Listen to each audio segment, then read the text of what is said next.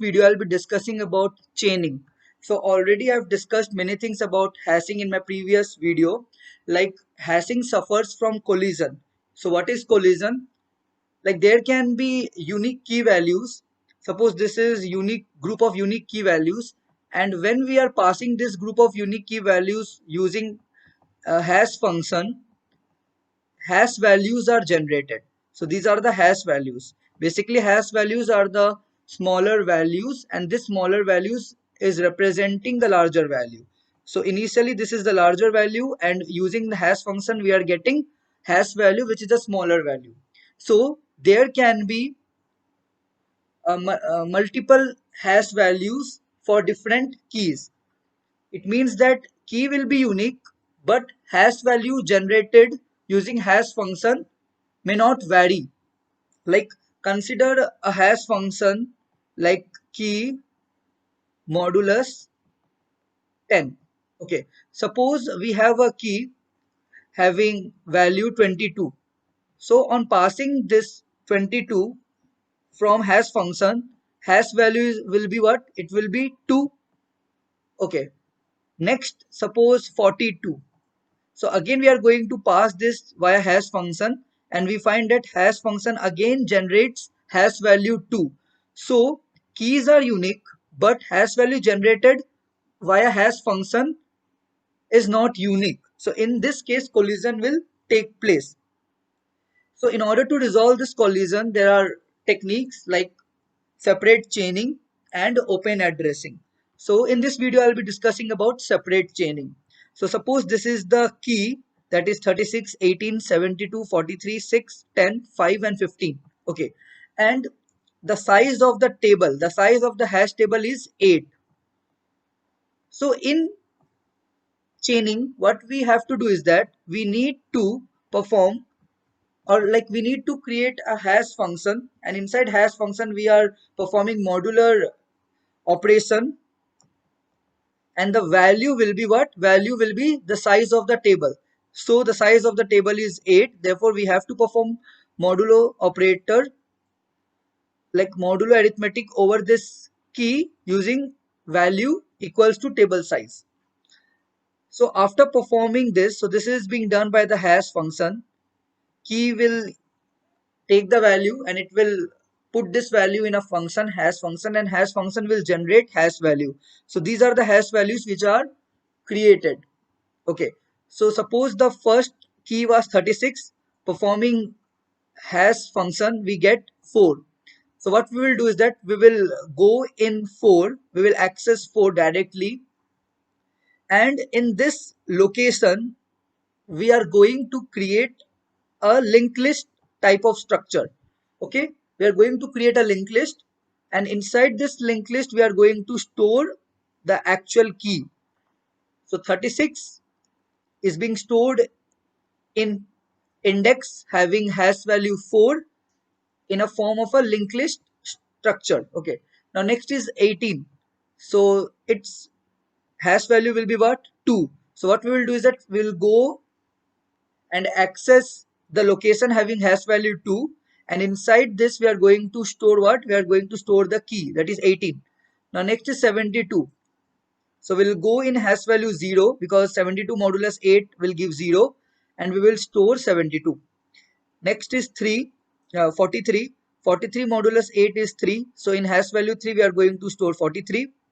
Next is 6. 6 modulus 8 is 6. So at hash value 6 in a hash table we are going to store key 6. Next is 10. So if we perform hash function, 10 modulus 8 is what? It's 2.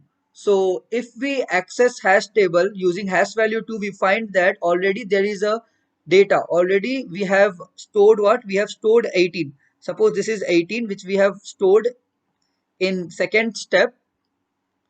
After that we want to store the data having the same hash value of 18. So what we can do is that we need to traverse this linked list, and at last we can store the data, that is 10, or the key, that is 10. Now next is 5. 5 modulus 8 is 5. So in hash table we will access the location having hash value 5, and inside this we are going to store. Next is 15 modulus 8, that is 7. So we'll go and access 7 and we are going to store the data. Okay, suppose like if we are taking 40. So if we perform modulus operator with 8, its hash value will be what? It will be 0. So in this value we have to store our key. So what we will do is that we will go in this value, we can access hash table in constant time complexity, and after that at each location there will be a linked list. Okay, linked list. So we need to traverse the linked list, and at last we need to store the key, that is 40. Okay, we need to suppose the next key is 80. So again we have to perform this operation, and the hash value is 0. So again we have to access the hash table having hash value 0. So we find that already two keys are there. It means that these two keys are generating same hash value, and right now 80 is also generating same hash value, that is 0. So we need to traverse this linked list and we need to attach a node having data as 80. So right now, in order to prevent collision, the search, insert and delete, all these operations which was constant time complexity, but due to introduction of linked list, in order to avoid collision, now the time complexity has changed from constant to it can be at worst big O of n. Okay, for searching the data, suppose I need to search 80, so I need to access this in constant time, and in worst case scenario I need to traverse this linked list in order to search 80. Insert, suppose I want to insert uh, the data which is giving me 0 as hash value, so it will be in this place. So in order to insert the data, again I need to have a traversal over this linked list and can insert. So in worst case it will be big O of n. Otherwise we can have tail, which can be used to store the address of the last inserted data, and using that address in constant time we can add next key or next data. But in worst case it will be big O of n if you are not maintaining address for inserting the last data. Next is delete. In order to delete, suppose I want to delete the data which are in middle position of this linked list. So I need to traverse this linked list, need to change the address.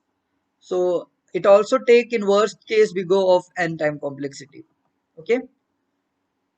So avoiding collision leads to have change in time complexities of this hash data structure. Okay. So this is one method in order which help to resolve or to handle collision.